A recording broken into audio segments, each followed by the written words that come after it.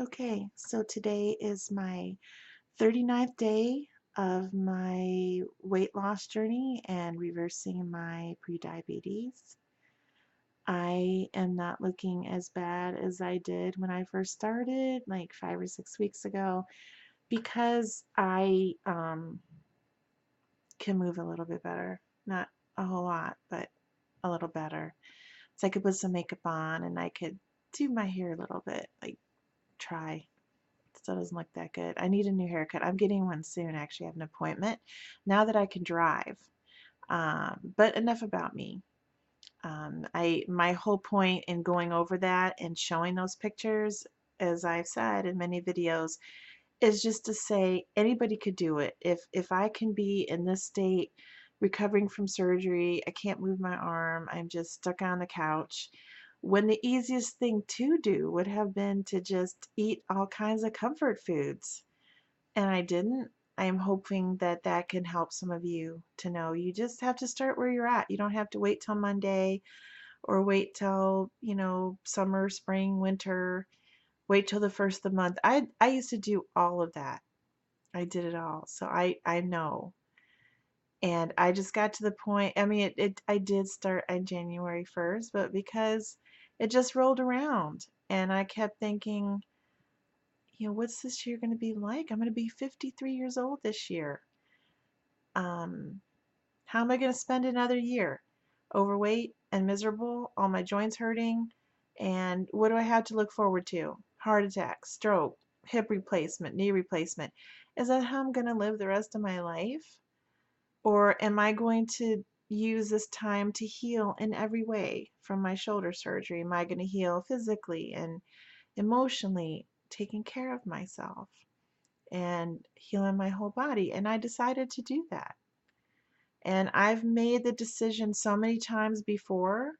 And I think what's different now is I'm starting just where I'm at. And when I make a mistake and invariably eat something that I isn't good for my plan, rather than use that as an excuse to go back to my former way of life, I just see it as a mistake that I can easily fix. So that's why I go into the situation I'm in, because it's really difficult and stressful. Not to compare myself to others, but I take care of two disabled people, my elderly mom and my autistic daughter. Um, so money is really, really, really, really tight, which is why this is a frugalicious living channel, because I'm not able to work outside the home because I have to take care of them. So, you know, if I can find a way to do it, I think a lot of people can with some encouragement and help, which is what these videos are about. You don't have to buy expensive programs and pills and things, which I used to think I had to too. I would have friends or family members that would go on Nutrisystem and Jenny Craig, and even Weight Watchers can be expensive, or physicians. How do you say that? Yeah, physicians weight loss. There's so many out there. And then aside from the big name programs are all the powders, like the Garcinia, whatever, that the Kardashians like. I'm not going to say anything about them. But that one, and then the Slim Quick you see on TV, and they're expensive for a reason, and it's not because they work. It's because people are desperate. People are desperate to stop feeling like I used to, just fat and miserable. And I know that other people have it to different degrees, the fat shaming, but my family is big time into fat shaming. So I internalized a lot of that over my lifetime of being overweight. Um, I mean, I have family members that you just can't even eat around them. You just go to eat one little bite when they don't think you should be eating, and it'll just all come out. I can't believe you're eating that. Look at your weight.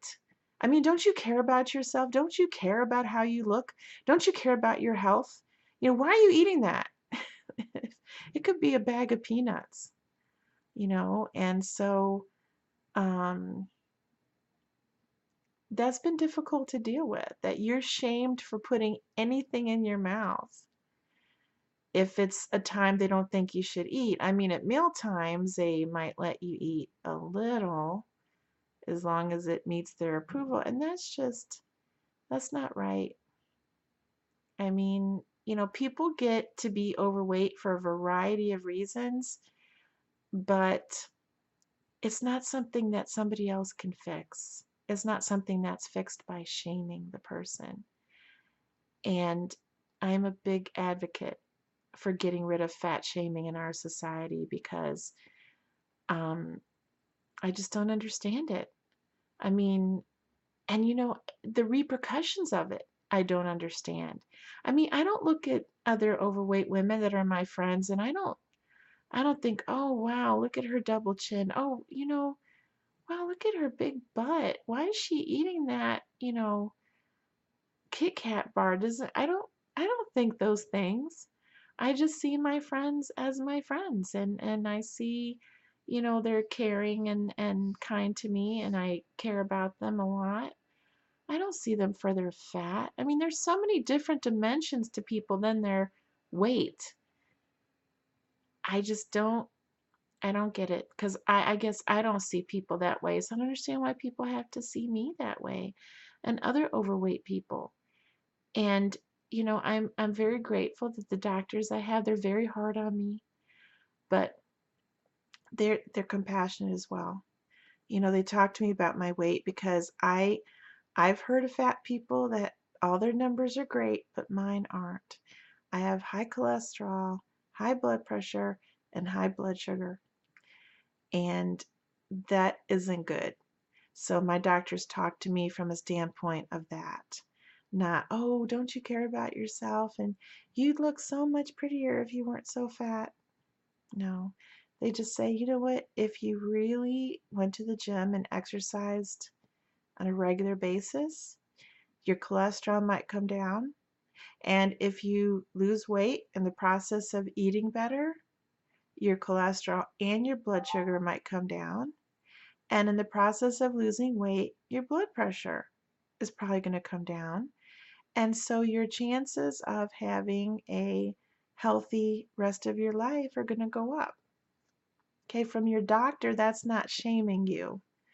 I'm not really into the people that are proud to be fat and learn to be happy being fat. I think that's too far on the other extreme because being overweight does increase your chances for disease. And in our society, um, it's just not good to be overweight. So I've had a lot of time to think about this because so many people are judged on their weight. And even me doing these videos is a huge step for me because I suffer from depression from being overweight. I feel like I don't deserve to be out in public. Like I'm going to offend people. Like people are going to be like, ew, you know, why is she out? She's so fat. Look at her face. That's what I feel. But I feel that other, especially women out there, will understand what that's like. And I just want to help and encourage other people and me get help and encouragement. I have got a couple comments from people, and that encourages me. So, okay, I'm going to stop talking and talk about what I ate today. Um, it wasn't a lot because I'm sick. I have some type of stomach thing. I didn't throw up or have any other symptoms, but I feel nauseous constantly. So, what I did was the sicker I am, the more I try to eat healthy because I do think that, I mean, more of an effort to eat healthy. I do think that that makes a difference. So, as soon as I got up for breakfast, I had my green spinach shake. And what that is 45 grams of spinach, a tablespoon of chia seeds, and 2 tablespoons of hemp seeds, and then some ice and water, and half a lemon squeezed into it. And it's not the easiest thing going down, but it's healthy. Um, the chia seeds, I think, really do help inflammation. I feel better when I have this shake every day. Usually I have it for lunch, but I didn't feel like eating anything for breakfast. And then it took me a while to be hungry again because I just wasn't feeling well. And I decided to go easy on myself because I didn't really feel like cooking. I actually cooked dinner for my daughter, but I didn't feel like, because we eat different things because she's not gluten free. Um, so I won't say what I made for her because I don't want to trigger anyone. And this is a lot of work to cook 2 dinners, but I don't want to force other people to do my program because she's not allergic to gluten. It doesn't do anything to her. So I don't want to force my pretty, you know, difficult diet for someone to eat that can eat gluten. So I made something for her. And then for me, I had to go to the store to get her some cough drops. So I went to my local Mexican restaurant and I got this dinner, and it's rice and beans. The little pan at the top is a tostada, and then I got a bean burrito and a beef burrito. And I could not eat that much of it because I was pretty sick. I know it doesn't. Who does it occur to you to eat stuff that heavy when they're sick? And then you can see I didn't eat that much of it. The tostada is almost still there, and I just had one of the.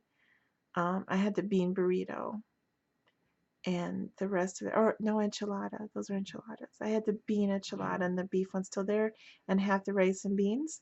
And then I was gonna have 2 of my little stevia nut and seed bar squares, and I only had one because I just couldn't eat anymore.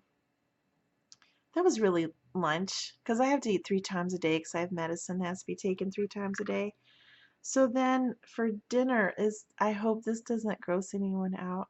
I was telling my mom I was sick, and she still has that beef that I made in the freezer for her because she got all her teeth out 'cause she's gonna get dentures. So I took some beef, like a roast, and I put it in a crock pot and I cooked it till it's really soft and tender. And then I put it in the NutriBullet with some water to make it like a paste. And I put that in the freezer for her. Well, she suggested I have some of that. She said it's protein and I might feel better. It looks gross, but I ate it. I had a little bowl of that beef broth, and that actually went down pretty well. I didn't feel sick. So I had that for dinner. So that's not a lot of food, but it was a lot for how I felt today. Um, it was hard to even eat that.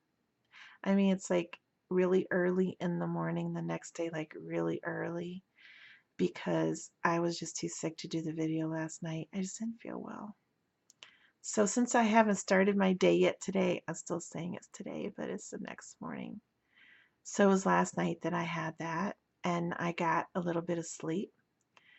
But you know, I really want all of you to think about this fat shaming and how it's affected you, because I do think that that can be very corrosive to your self-esteem. You know, I got to the point where I thought, okay, well, I am overweight, but I'm more than that. There's a lot other things about me than just my weight.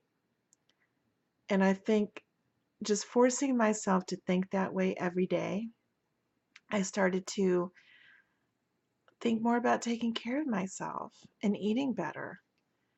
And I kind of have thought of some, excuse me, strategies to deal with the fat shamers in my family because they still behave this way. And the ironic thing is that they're overweight as well. Talk about irony. But that's usually how it goes. Um, People, and it's very sincere concern. I mean, I know that it comes from a good place, but a lot of people, when they have a problem themselves that they are not ready to face, they're very quick to see the same problem in someone else. It's projecting, they want to control you because they are out of control in their own life. It's always easier to try to control someone else. I mean, you look at your neighbor's lawn and you're like, oh, wow, they could do this and they could cut their grass, oh, they could weed that and they could, but you don't look at your own with the same critical eye if you're that type of person. Um, and there's not just one fat shamer in my family, there's a lot. I mean, I don't know how that happened, but there are. I guess my family culture, part of my family is you always have to fix someone if you really care about them. If you care about them, you try to fix them, which isn't really true, but that's their mindset. When you care about someone, you support them and encourage them and help them see the good inside of themselves and you build them up. You don't tell them everything that's wrong with them, but I can't really change the culture. I just try to not go along with it. Um, Even though, of course, my imperfection makes me want to say, well, look at you. I mean, can we talk? But I don't. Because that doesn't, I don't want to reduce myself to that level when I know better. And it doesn't help. It's not conducive to making the situation better. They just get defensive and you're going to get it worse. Um, and upsetting people doesn't help to have better family relationships, and upsetting people doesn't help the situation. But I do feel that I have to get better at standing up for myself at the fat shaming. Maybe even mention that word and say something like, I know that you are motivated by love and care for me, which I do appreciate, but the methods that you're using are not very helpful. To make me feel shame every time I eat something is not helping my overall weight loss journey. If I decide to eat something on a certain day, on a certain time, I shouldn't be shamed for that, for eating. I'm a human being. And I have, as an adult, the right to choose what I want to eat. I can try it. I mean, I don't know how well it's going to go over, but um, you know, weight gain and weight loss is very complex psychologically, and every person has to find their own way. You can't find it for them. The only thing you can do is support each other. And I'm going to go back to my friend that's a nutritionist. We went out to eat, and in the beginning, I was, trying to find that balance with no gluten and no sugar, and I was going a little too far in the saturated fat direction. Everything had a lot of cheese and sour cream and cream in my coffee and cream, butter, you know, sour cream, cheese, bacon. And all she did was kind of raise her eyebrows a little bit and say, are you sure that you want to eat that many fat grams in one meal? I mean, because I know what her degree is in and I know her profession, I didn't feel shamed. I felt that she cared about me and she was trying to help me out. She was right. That was just a little poke that I needed to start looking at my diet and saying, "Hey, am I substituting one addiction for another?" The goal is to eat healthy, and piling on the saturated fat isn't going to help my cholesterol goals any. So she wasn't telling me to eat no fat. She wasn't telling me not to eat it. She didn't make little cracks the entire meal. She just said one thing when I ordered, when I had the opportunity to kind of change it around a bit. So not everything someone says is fat shaming, but you can feel the difference because you feel the shame. I didn't feel any shame when my friend said that. So, but it's a journey, and that kind of illustrates that because when she said that, I started to look at my meals a little differently. Because of that conversation with her, instead of the bacon and eggs that I was going to have for breakfast, I made the spinach egg drop soup. I did start thinking and tweaking. Now, if I did have bacon and eggs the other day, and if I want to have it again, I will. But I am aware now of that I can't go too far in any direction. A healthy diet is moderate in things that are high in fat, saturated fat, and high in cholesterol, and high in carbs. So, okay, I guess that's all I have to say for today. All right, thanks. Bye.